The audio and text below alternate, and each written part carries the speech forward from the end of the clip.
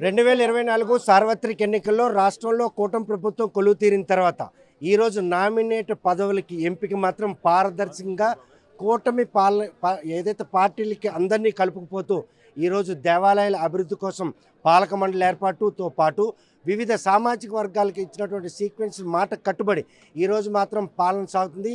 అభివృద్ధి సంక్షేమం రెండుతో పాటు ప్రజాదరణ పొందినటువంటి ఒక పాలన కొనసాగిన నేపథ్యంలో ఇచ్చిన ప్రతి హామీని కూడా తూచా తప్పకుండా ఆచరించుకుంటూ పోతుంది. అయినప్పటికీ కూడాను ప్రతిపక్ష హోదా కూడా కోల్పోయిన నాయకులు మాత్రం ఈరోజు రోడ్లు ఎక్కుతారు. ఎందుకు వాళ్ళు రోడ్లు ఎక్కాల్సిన పరిస్థితి వచ్చింది?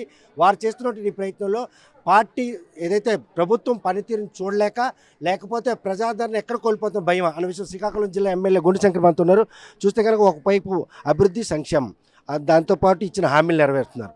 3 కూటమి ప్రాణాలు కూడా ఎక్కడ విభేదాలు లేవు. ఇలాంటి తరుణంలో ప్రతిపక్ష హోదా కోల్పోయి రైతులకు ఎరువులు లేవని లేకపోతే స్త్రీశక్తి పథకం అమలు బాగోలేదు అసలు ఏమనుకోవచ్చు ఆ వార్తలు అంటే మైండ్ సెట్? మీరు ఇప్పుడు చెప్పారు కదా, ఎక్కడ ఉనికి కోల్పోతారని భయం. ఆ డబుల్ డిజిట్ కూడా కోల్పోయి సింగిల్ డిజిట్కి పరిమితి అయ్యే పరిస్థితి అది తప్పకుండా వాళ్ళకి వస్తుంది. జనాలు అంత దారుణంగా ప్రతిపక్ష హోదా కూడా ఇవ్వకుండా చేశారనేది కనీస జ్ఞానం లేకుండా వాళ్ళు ప్రజలు తప్పుదోవ పట్టించడానికి చూస్తే ప్రజలు ఇంకోసారి మోసపోరు. ఒక్క ఛాన్స్ అని చెప్పి గతంలో మోసపోయింది అయిపోయింది. అన్నీ తప్పుడు ఆరోపణలే.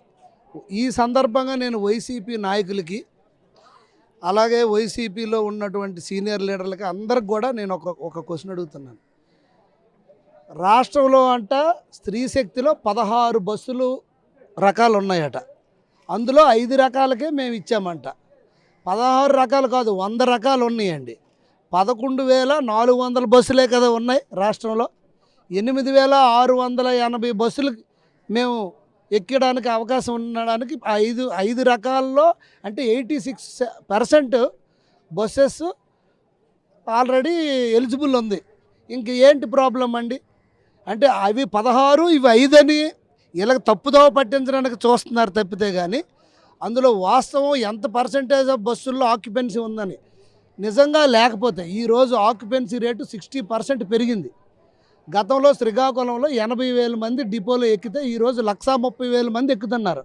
మరి ఆ కళ్ళుండి కబోదిలా వాళ్ళకి ఏం బుర్రపోయిందా? ఈ వైసీపీ నాయకులు ఏం మాట్లాడుతున్నారో తెలియట్లేదు. అంటే సక్సెస్ అయింది అన్నట్టు ఉద్దేశం, దాని మీద ఏదో మచ్చ ఆపాదించాలనే ఉద్దేశంతో చేస్తున్నటువంటి ఆరోపణలు భావించు. అదే ఆరోపణలు మొదటి నుండి అదే పని. మొదటి నుండి ప్రభుత్వం వచ్చినప్పటి నుండి కూడా ఉసుగొలిపి కార్యకర్తలని కొల్లగొట్టి మీరు అన్ని వాట్సాప్లోన ట్రోల్ చేయండి, తప్పుడు సమాచారాలు చేయండి. ఉదాహరణకు మొన్న అంపోల్లో వాళ్ళ కుటుంబ ఆస్తుల విషయంలో వాళ్ళు ఆత్మహత్య చేసుకున్నారు చేనేత కార్మికులు. అది తీసుకొచ్చి హాస్పిటల్లో రిమ్స్లో కూతురు బతికింది, తల్లిదండ్రులు చనిపోయారు. ఆమె క్లియర్గా వాంగ్మూలం వచ్చింది, రిటర్న్గా ఇచ్చింది. ఆవిడ బైపీసీ ఇంటర్ ఫస్ట్ ఇయర్ చదువుతుంది. ఆవిడేమి చదువులేని అమ్మాయి కాదు, చిన్న అమ్మాయి కాదు. క్లియర్గా చెప్తే ఒక పత్రికలో జిల్లా ఎడిషన్లో వాస్తవం రాశారు. మెయిన్ పేజీలో ఫస్ట్ ఏం రాశారంటే పెన్షన్ నోటీస్ ఇచ్చారని తట్టుకోలేక కుటుంబం ఆత్మహత్య అని రాశారు. అలాంటి తప్పుడు రాతలు రాసి తప్పుదో పట్టించడానికి చూస్తున్నారు. కానీ ప్రజలు నమ్మే ప్రసక్తి లేదు. వీళ్ళు రోడ్ల మీద వెళ్ళి బట్టలు చించుకొని ఎన్ని గొగ్గోలు పెట్టినా ఏమి లేదు. మేము వాళ్ళకంటే డబల్ చేస్తున్నాం అన్ని విషయాల్లో కూడా. వాళ్ళు ఏదో బటన్ నొక్కి ఎక్కడో ఉండి ఏదో చేసి హెలికాప్టర్లో వచ్చి మొత్తం పరదాలు కట్టి చెట్లు నరికి నరక యాతం చేశారు. ఇప్పుడేమి ఏది నరకకుండా శుభ్ర జనంలోకి వస్తాను అంటే అధికార దాహం, అధికారం ఏది కళ్ళు నెత్తికెక్కిపోయి. ఒక క్షణం ఎమ్మెల్యేనే మర్చిపోతే ఒక మోతుబారు రైతుగా ప్రస్తుతం రైతులు ఎరువుల కోసం వేతలు పడే పరిణామాలు ఉన్నాయా? ఎట్టి పరిస్థితుల్లో లేవు. విడతల వారీగా ఇస్తున్నాం. ఈసారి పొలాల్లో ఈ అకాల వర్షాభావ పరిస్థితి, ఫ్లడ్ ఇవన్నీ ఒకేసారి వచ్చినందువల్ల ముంపుకు గురవడం, మళ్ళీ వేసిన ఎరువులు పాడైపోవడం, పంట పాడైపోవడం, మళ్ళా రిక్వైర్మెంట్ రావడం, డిమాండ్. మీరు లాస్ట్ ఇయర్ కంటే ఈ ఇయర్ ఎంత ఎరువు ఇచ్చామో అంతే ఇచ్చాం, తక్కువే ఇవ్వలే. కానీ డిమాండ్ పెరిగింది రైతుల నుండి. ఎందుకు? వేసిన పంట పోయినందువల్ల ఒక్కొక్కరు మళ్ళీ 2 సార్లు 3 సార్లు వేయడం, అలా జరగడం మొత్తం ఈ కొంచెం గందరగోళం సృష్టి అయింది. ఇది ఎరువులు కొంతమేర రావడం కూడా దేశవ్యాప్తంగా ఇది జరిగింది. ఇది ఒక రాష్ట్రంలో కాదు, ఇది ఒక శ్రీకాకుళం నియోజకవర్గంలో కాదు.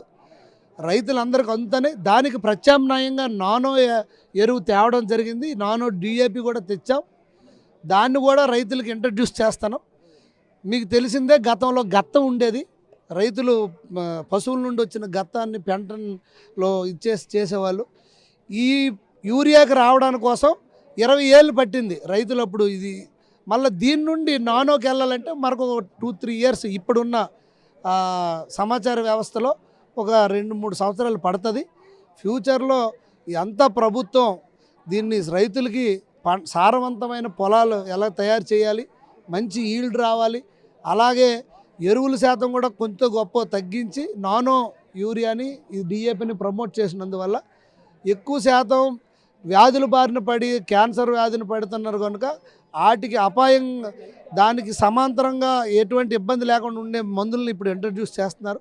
అవి కూడా రైతులకి ఎన్ని కావాలంటే అన్ని పుష్కలంగా స్టాక్ ఉన్నాయి. అయితే రైతులకు ఇంకా పూర్తిగా అవగాహన అవసరం. యూరియా డిఏపి కూడా మొన్న మా నియోజకవర్గానికి 150 మెట్రిక్ టన్నులు వచ్చింది. మళ్ళీ రేపు శుక్రవారం కల్లా మరొక 200 మెట్రిక్ టన్నులు ఇస్తున్నారు. ఇది ఇస్తే 4వ ఇవ్వడం. సో ఇదంతా ఒత్తుకొత్తినే. ఇప్పుడు శ్రీకోరమం కొన్ని పంచాయతీల్లో వైసీపీ వాళ్ళే ముందు తీసుకున్నారు, ఆ బైర్లో అన్నిటిలో కూడా. కానీ మొన్న రోడ్ల మీదకి వచ్చే వాళ్ళు కేవలం టీడీపీ వాళ్ళ ఇళ్లలోనే ఎరువుల నిల్వలు ఉన్నాయని చెప్పి బాహాటంగా ఆరోపిస్తారు. అవి వచ్చి చూపించమనండి, ఎక్కడ ఉన్నాయో చూపించాలా. ఇప్పుడు మేము ఏదైనా చెప్తానంటే నేను ప్రతి దీనికి నేను కట్టుబడి ఉన్నాను, నా ఎదురుకు వచ్చి నిల్చోమనండి, నేను సమాధానం చెప్తాను. మేము రైతు అది అన్నదాత సుఖీభావ మీరు 13,500 ఇచ్చి కేంద్రంతో 6,000 కలిపితే మేము 14,000 అన్నా, మీరు అన్ని 13,500కి 500 కలిపి మేము 14,000 ఇస్తున్నాం. ఇప్పుడు కేంద్రంతో 20,000 7,000 ఇచ్చాం. మీరు తల్లికి వందనం ఎంతమంది అయితే అంతమంది కానీ ఒకరికి ఇచ్చారు, మేము అంతమందికి ఇచ్చామా లేదరా? ఇప్పుడు మహిళలు ఎండిఓ స్థాయిలో ఉన్న మహిళలు కూడా శుభ్రంగా బస్సు ఎక్కి పలాస వెళ్ళి వస్తున్నారు. టీచర్లు అందరూ ప్రశాంతంగా బస్సు ఎక్కి వస్తున్నారు, ఉచిత బస్సు. అటువంటి మహత్తరమైనటువంటి పథకం స్త్రీ శక్తి పథకం, ఉచిత బస్సు ప్రయాణం. చూస్తే కనుక ప్రస్తుతం ఉల్లి రైతు కంటతడే పట్టే పరిణామాలు ఉన్న నేపథ్యంలో ముఖ్యమంత్రి తీసుకున్న చొరవతో సుమారు 45,000 మెట్రిక్ టన్నుల ఉల్లిని మార్కెట్ ద్వారా కొనిపించి ఇది రైతు పక్షపాతి ప్రభుత్వం అని చెప్పుకోవడానికి ఇది ఒక దాఖరం. 100% అన్న వీళ్ళకి పొగుడుతాను అంటే మరి లాస్ట్లో ఏం వేస్తావో దరువు. కానీ నేను అనేది 100% మాది రైతు పక్షపాతి ప్రభుత్వం. రైతుకి స్పెషల్గా వ్యవసాయానికి బడ్జెట్ ప్రవేశపెట్టింది 14-19లో మా నాయకుడు చంద్రబాబు నాయుడు గారు. మొన్న మామిడి రైతులకు కూడా మేము ఇవ్వడం జరిగింది. అలాగే మామిడితో పాటు గిట్టుబాటు ధర కాలేదంటే అప్పుడు కల్పించాం. అలాగే పసుపుకి కానీ అలాగే మిరపకు కానీ వీటన్నిటిపైన కూడా మేము ఆ రోజు ఇది డబ్బులు ఇచ్చి మళ్ళీ కొని రైతులను ఆదుకోవడం జరిగింది. సో తప్పకుండా రైతే రాజుగా మళ్ళీ తయారు చేసే వరకు చంద్రబాబు నాయుడు గారు పూర్తి బాధ్యత తీసుకొని రైతులందరికీ అన్ని విధాలు ఆదుకొని పెద్ద ఎత్తున లాస్ట్ టైము నాగలు నొక్కేనే ఇచ్చారండి ఎక్కడైనా. ఈరోజు మేము డ్రోన్స్ ఇస్తున్నాం, లేటెస్ట్ టెక్నాలజీ. లాస్ట్ 5 ఇయర్స్ ట్రాక్టర్లు అమ్మేసి ఎద్దుల బళ్ళు కొనుక్కున్న పరిస్థితి. విపరీతంగా ఎద్దుల బళ్ళు తిరిగేవి. ఇప్పుడు రోడ్డు మీద ఒక ఎద్దుల బండి కనిపిస్తుందా? 30 సంవత్సరాలు వెనక్కి తీసుకెళ్ళాడు ఆ జగన్మోహన్ రెడ్డి. మేము మళ్ళీ ఆ 30 సంవత్సరాల ముందుకు తీసుకొచ్చి మరొక 10 సంవత్సరాల ముందుకు తీసుకెళ్ళి మళ్ళీ ట్రాక్టర్లు అన్నీ తీసుకొచ్చాం. మెకనైజ్డ్ ఫార్మింగ్ కోసం మేము అహర్నిశలు కృషి చేస్తున్నాం. హార్వెస్టింగ్ మిషన్స్ కానీ, తర్వాత రోటోవేటర్స్ కానీ, తర్వాత ట్రాక్టర్స్ కానీ, ఇప్పుడు డ్రోన్స్ పెద్ద ఎత్తున ఇవన్నీ మేము ఇస్తున్నాం. ప్రస్తుతం మాత్రం ఇటీవల కురిసిన వర్షాలకి శ్రీకాకుళం పట్టణం తడిచి ముద్దవడంతో పాటు ఈ దీర్ఘకాలిక సమస్య పరిష్కారానికి ఏడాది నుండి కృషి చేస్తున్నా కూడా ఇంకా ఈ దుర్గతిలో ఈ పట్టణవాసులు ఉండడానికి గల ప్రధాన కారణం ఏం గమనించారు? దీర్ఘకాలిక సమస్య దుర్గతి లేదు. ఇప్పుడు ఈసారి ఎప్పుడైనా ఫుల్ వర్షం పడితే, ఒక రోజంతా వర్షం పడితే ఆ టైంలో నాకు పిలండి, కెమెరా లైవ్లో పెట్టండి, ఒక జంక్షన్లో తీసుకెళ్దాం. 2-3 జంక్షన్లు నాకు ఎగ్జామ్షన్ ఇవ్వండి. ఒకటి డిఎస్పి ఆఫీస్, ఒకటి 2 మన కాంప్లెక్స్, ఒకటి తర్వాత ఇంకొక ఈ ప్రాంతంలో మన బాకర్ సాహెబ్పేట కాదు, డగ్లస్ స్కూల్ కాదు, ఫారెస్ట్ ఆఫీస్ దగ్గర. ఈ 3 నాకు ఎక్స్క్యూజ్ చేసి ఆ సమస్యని భూతద్దంలో పెట్టి చూశారు, కనిపెట్టారు. దానికి శాశ్వత పరిష్కారం తీసుకెళ్ళిన ప్రోగ్రామ్ డిజైన్ చేశారు. శాశ్వత పరిష్కారం శుభ్రంగా ప్రీ మాన్సూన్, పోస్ట్ మాన్సూన్ యాక్టివిటీస్లో డీసిల్టింగ్ చేస్తే ప్రస్తుతం ఉన్న డ్రైనేజ్ వ్యవస్థ శ్రీకాకుళంకి నెట్టుకొని వెళ్ళిపోవచ్చు. ఈ రోజు అలాగే జరుగుతుంది. భవిష్యత్తులో మీరు మృదులో కాలెట్టక్కర్లేదు. అక్కర్లేదు, ఇప్పుడు ఎట్టక్కర్లేదు. మీకు రామలక్ష్మణ్ జంక్షన్ నుండి అరసవెల్లి మిల్ జంక్షన్ వరకు ఒక డ్రాప్ వాటర్ ఎక్కడైనా ఉందా? గతంలో మీకు ఎంత వాటర్ ఉండేది? తర్వాత ఇక్కడ నుండి పొట్టి శ్రీరాములు జంక్షన్ నుండి కలెక్టర్ బంగ్లా దగ్గర వరకు ఒక డ్రాప్ ఉందా? అలాగే ఇక్కడ నుండి అంటే ఇది కూడా డిఎస్పీ ఆఫీస్ దగ్గర కూడా గతంలో 2-3 రోజులు ఉండేది, ఇప్పుడు 2 అవర్స్. ఇప్పుడు ఆర్టీసీ కాంప్లెక్స్ కూడా 1 డేలో మొత్తం ఖాళీ అయిపోతుంది. ఇంకా ప్రాబ్లం మాత్రం ఉంది, అది డిసిసిబి కాలనీ శివారు మిర్జిడ్ పంచాయతీలు ఏదైతే ఉన్నాయో గత 25-30 సంవత్సరాలుగా ఒక్క రోడ్డు వేయలేదు. డ్రైన్ కట్టకపోతే 14-19లో పెద్ద ఎత్తున సీసీ రోడ్లు వేసాం. అక్కడ అప్పుడు ప్రజలు కనీసం మాకు రోడ్లేనే వేయండి అంటే సీసీ రోడ్లు వేసాం, డ్రైన్లు కట్టలేదు. ఇప్పుడు పెద్ద ఎత్తున డ్రైన్స్ కట్టాలి. చాపురం పంచాయతీ, కిల్లిపాలెం పంచాయతీ, కాజీపేటలో కొన్ని పంచాయతీలు, ఈ మిర్జిడ్ పంచాయతీల్లో మేము పూర్తిగా బాధ్యత తీసుకొని వచ్చే వర్షాకాలం నాటికి ఆ పరిసర ప్రాంతాల వాళ్ళతో ఈ వరద సమస్య తీరిపోతుంది. టెంపరీగా మేము సొల్యూషన్ రెడీ మొదలుపెట్టాం. డిపిఆర్లు సిద్ధమవుతున్నాయి. డిపిఆర్లకు పెద్ద మొత్తం మీద అమౌంట్ అవసరం కనుక ఎక్కడికక్కడే లోకలైజ్ చేసుకొని మిర్తిబెట్టికి అనుసంధానం చేసి వాటర్ లేకుండా ఎస్బీఐ కాలనీ కానీ, అక్కడ వరం కాలనీ కానీ, ఇక్కడ డిసిసిబి కాలనీలు, ఇవన్నీ ఏ కాలనీల్లోనో ఎక్కడ కూడా ఆ నీరు ఇబ్బంది లేకుండా కనీసం ఒక 1 అవర్లోనే డ్రైన్ అవుట్ అయిపోయి, ఎక్కడ వర్షం పడినా మీ ఇంట్లో డాబా మీద మీరు వర్షం పడినప్పుడు ఎక్కినా ఒక 4 ఇంచుల నీరు ఉంటుంది, 5 నిమిషాలు ఆగితే డ్రైన్ అవుట్ అవుతుంది. ఇక్కడ రోడ్ల మీద ఒక 1 అవర్. గతంలో 4 రోజులు వెళ్ళిన పరిస్థితి మీకు తెలిసిందే. రేపు పొద్దున్న ఇప్పుడు అలా ఉంటే నాకు చూపించండి, నేను వస్తాను. చూస్తే కనుక ప్రస్తుతం మాత్రం కూటమి పాలనలో ప్రజలు సంతృప్తిగా ఉన్నారు. స్త్రీ శక్తి బస్సు విషయంలో ప్రతిపక్ష హోదా కోల్పోయిన నాయకుల మాటలు మాత్రం తీవ్రంగా ఖండిస్తున్నారు. ఉద్యోగస్తులు, సాధారణ స్త్రీలు మాత్రం సుదూర ప్రాంతాలకు వెళ్లేందుకు, వారికి ఆర్థిక పరిపుష్టి కలిగేందుకు ఆ పథకం ఎంతకన్నా దోహదపడింది. మరోవైపు ఎరువులు, టీడీపీ నేతల దగ్గర ఎరువులు ఉన్న విషయంలో మాత్రం సాక్ష్యాలతో కనుక చూపిస్తే నేను మాత్రం ఏ సవాల్కైనా సిద్ధమని చెప్తున్నారు.